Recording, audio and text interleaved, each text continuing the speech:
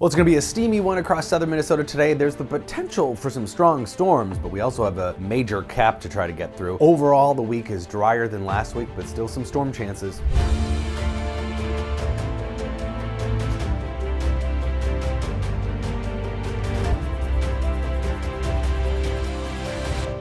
So we have a heat advisory across southwestern Minnesota today because we're going to see heat indices in the mid to upper 90s when we combine the temperatures, which will be in the low 90s with some pretty high dew points. You can also see some of those lingering flood warnings.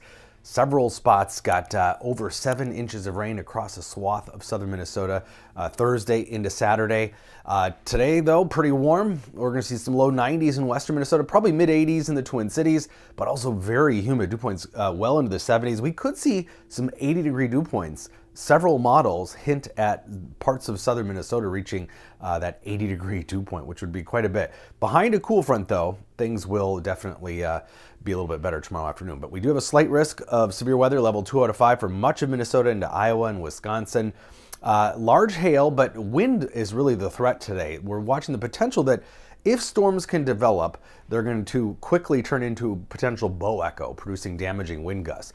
So a couple of things that are going to be the influence of today's weather. We've got a cool front moving in across the state today from the North Dakota into Minnesota, and we have just some minor upper level disturbances. Now, are both of these enough to help push the weather through that cap that we're going to see today? That's the question mark. There's going to be plenty of juice to work with here.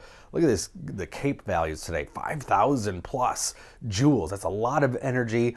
It's really a symptom of the high humidity and also the warm temperatures that we're going to see across southwestern Minnesota. We'll also have enough shear to organize some storms today too, but really the inhibiting factor is the warm air aloft. Can we break through that cap? Significant tornado parameter, also fairly high on the edge of that cape and where we get towards some of that shear that is across portions of Minnesota. So we've got warm air. This is about 10,000 feet up, warm air pushing in from the southwest, and that air is what's going to be the cap. So that just means that air is relatively warmer aloft compared to air that tries to rise from the surface. So most of central and southern Minnesota, the air aloft is going to be too warm for much to really burst through here. So what this looks like in a three-dimensional perspective, this is the red temperature line.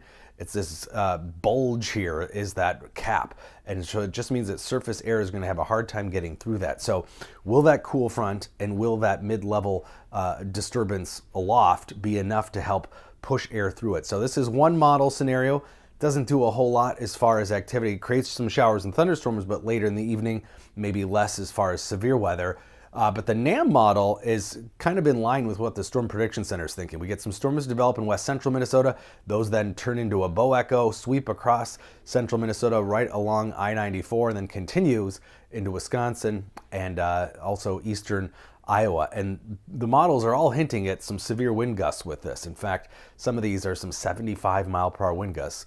Don't pay attention to where that is specifically, but just the fact the models are producing those wind gusts gives you a clue as to what kind of storms could develop.